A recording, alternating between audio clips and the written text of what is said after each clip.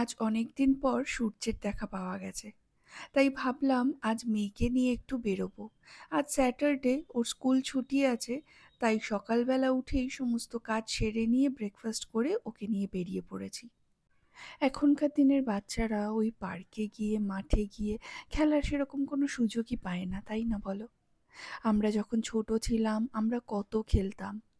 রোজ বিকেলে বন্ধুদের সাথে পার্কে যাওয়া, মাঠে দৌড়াদৌড়ি করা, এগুলো তো আমরা সমস্ত করেই থাকতাম। কিন্তু এখন ওরা ওই সুযোগগুলো পায় না। এখন থেকেই ওদের জীবনটা ওই ৪ দেওয়ালের মধ্যেই যেন কিরকম আটকে গেছে। তাই আমরা প্যারেন্টসরা যতটা পারি আমাদের বাচ্চাদেরকে ইনভলভ রাখার চেষ্টা করি। এই যেমন আমার মেয়েকেই আমি বাড়িতে যা কাজ করি বা যা অ্যাক্টিভিটিস করি ওকে সব কিছুর মধ্যেই ইনভলভ করি।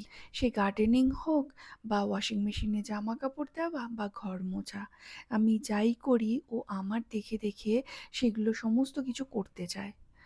আমি ওকে কোনো কিছুতেই বাধা দিই না। ওর যতটুকু করতে ইচ্ছে করে ওকে আমি সেটা করতে দিই। এর ফলে ওর মধ্যে নিজের কাজ নিজে করার ইচ্ছেটা তৈরি হয়েছে। আর ও নিজের ম্যাক্সিমাম কাজই নিজে করার চেষ্টা করে।